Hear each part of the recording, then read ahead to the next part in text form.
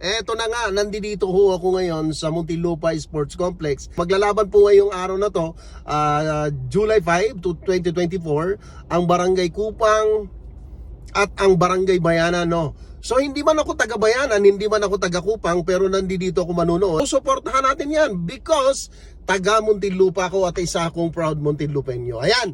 So panoorin natin ang mga highlights, ang magagandang moves ng inyong mga paboritong player na nagmula sa Bayanan and Kupang. And here we go. And 1, 2, 3.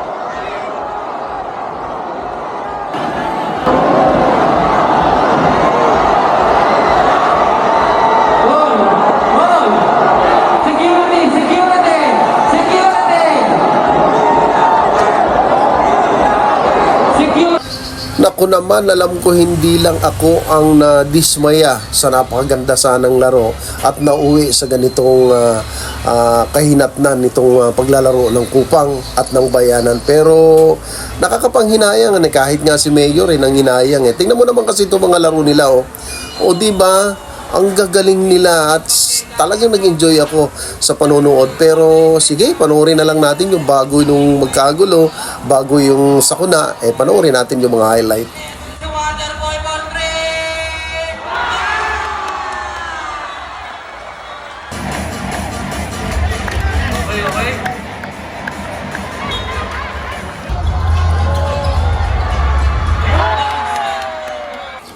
Ito yung oras na nasa third quarter, no? So, dyan yung init ng laban, nandyan yung mga fans, talaga naman ang tindi ng kanilang pag-cheer sa bawat team.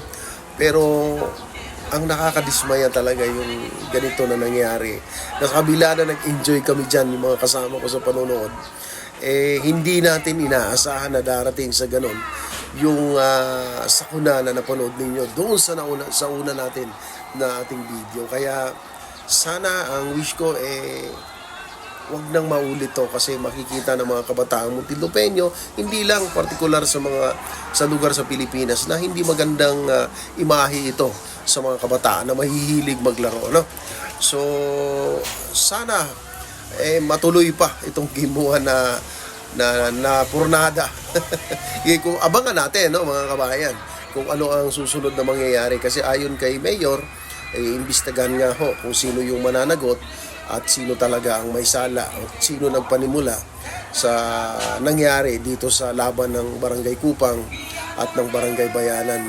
Ako kasi talagang sa dami ng tao, hindi ko na alam, nabulaga ako, nagkagulo na. Samantalang ako, nagko-cover lang, nagbibideo lang, sigaw ako na sigaw kasi sobra talagang magagaling. So, bottom line, iwasan na natin yung ganitong mangyayari. Sana sa susunod na mga panahon laro lang tayo, no? Maraming salamat po. Ingat po tayong lahat at naway maging maayos itong abangan natin yung paglalaro talaga sa susunod kung matutuloy pa ito. Thank you po.